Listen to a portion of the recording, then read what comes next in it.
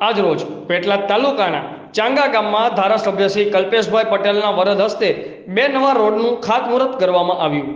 મળતી માહિતી અનુસાર છેલ્લા કેટલાક વર્ષોથી ચાંગા વાઇબ્રન્ટ સ્કૂલથી ગંગા તલાવડી જૂના કરોલીવાળો રોડ અને પાટગોલ મિયાકુવાવાળો રોડ બને તે માટે ખેડૂતો અને રહીશોની માગણી હતી, જે અંગે ગામના જાગૃત નાગરિક અમિત પારેખ, ઘનશ્યામભાઈ બારૈયા એ મુખ્યમંત્રી, ધારાસભ્ય અને જે તે વિભાગોમાં અરજીઓ કરી રોડ બને તે માટે માગણી કરી હતી, જેને ધ્યાને લઈ આજરોજ પેટલાદના ધારાસભ્ય શ્રી કમલેશભાઈ પટેલ, પેટલાદ તાલુકાના પંચાયત પ્રમુખ શ્રી, જિલ્લા તાલુકા પંચાયતના સભ્યશ્રીઓ,